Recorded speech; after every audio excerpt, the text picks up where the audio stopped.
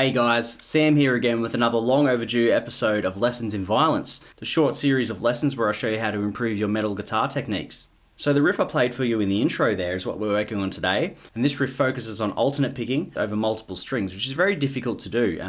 So this exercise has really helped me tighten up my picking over multiple strings, and hopefully it can help you too. So before we get into the details of the riff, let's just look at what chord shapes we're using.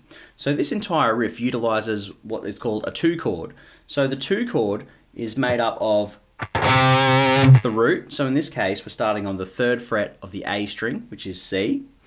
We're playing the 5th, which is the 5th fret on the D string. And then we're playing the 9th or the 2nd, which is why it's called the 2 chord, because the 2nd interval and the 9th interval are always the same note in the scale. So we've got 1, 5, and then 9 or 2. So that one will be called a C2 chord. And this entire riff's made up of those shapes. You might recognize that shape from Spirit Crusher by Death.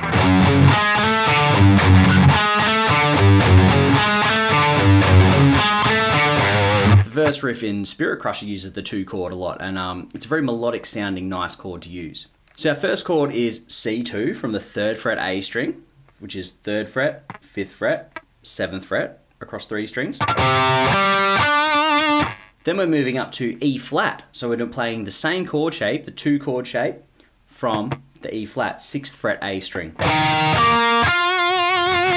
Then we're moving up to the E string, and we're going on the 4th fret, which is A flat. So it'll be an A flat 2 chord.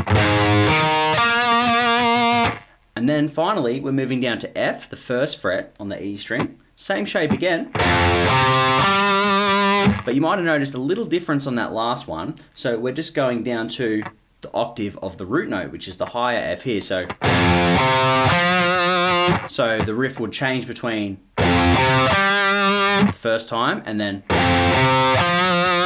second time. That just gives it a little extra melody on the end there. So now we've got our chord shapes down. Let's look at the timing of the riff. So it's in 3/4, played in 16th notes. So 3/4 timing, meaning we have our 3 beats, 1, 2, 3, 1, 2, 3. And 16th notes, meaning 4 notes per beat, 1 E and a 2 E and a 3 E and a 1 E and a 2 E and a 3 E and a. So what we're doing is we're playing doubles. So every note of the chord, we're doubling up with our pick. So slowly the first shape would be like that. And if you notice, I'm starting with an upstroke on this one. I found some riffs, especially this type, are much easier to go through when we're starting on an upstroke as opposed to a downstroke. For years, I never knew this. I was always strictly downstroke everything first. And then I figured out that some things are much easier and they flow much better with string changes when you start from the upstroke, because you're coming up underneath the string each time, moving up and down. So see what you think. Start on the upstroke. And if it's really weird, maybe you'd feel more comfortable starting on the downstroke. So we're just going up and down on every note. We're going. Then we're going back to the middle note, back to the high note, back to the middle note.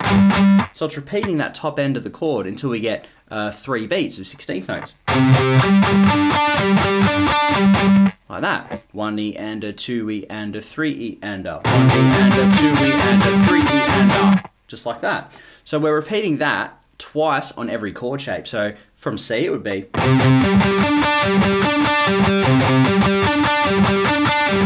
Then we move up to E flat 2.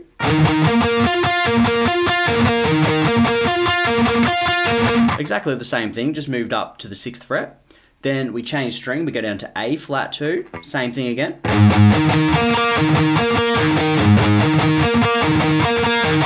And our final one, F, we're going to do that little note change on the end. So we're going to go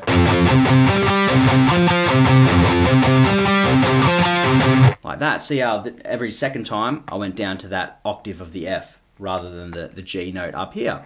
So that last one again. Like that. Now I'll put it all together slowly for you first. We see how it sounds, and then we'll do it up to speed. Slowly first.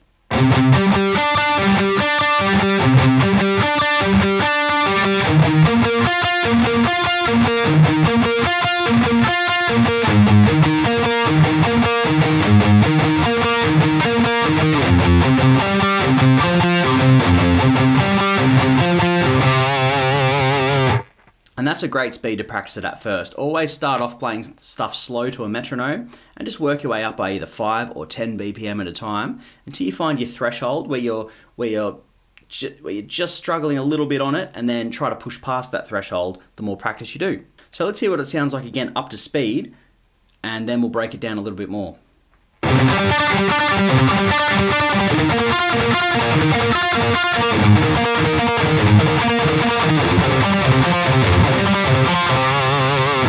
Alright, and it's quite a challenge for the left hand too, because it's quite a big stretch. So I would recommend using first finger, second finger and fourth finger for this stretch. But I've seen some people find it more comfortable to go first finger, third finger, and then stretch more with the pinky, with the fourth finger out like that. That's okay too, but I think you should get in the habit of using that second finger. It feels a little more natural to me. So, quick summary of the lesson today. We've got our 2 chord shapes.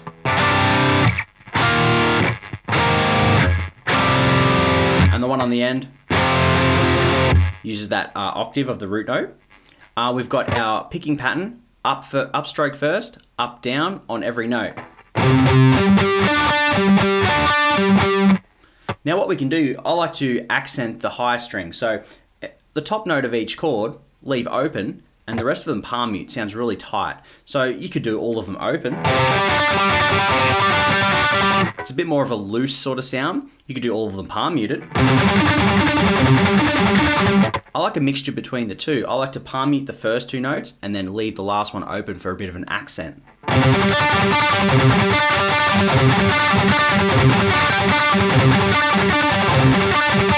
So practice that as well, because just accenting those, lifting the palm mute off for an accent can really make a riff stand out a lot more with those good accents on there. Alright guys, so that'll do us for today for another Lessons in Violence. So I hope you enjoyed that riff, and practice it for me, nice and slow first, build your way up and see how that alternate picking string changing goes, and see if you can tighten up your picking that way.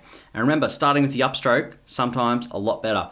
I had the tabs shown at the start of the video, so go back to the start of the video, pause it, have a look over the tab, and have a good practice. Thanks guys, I'll see you in the next one. Bye.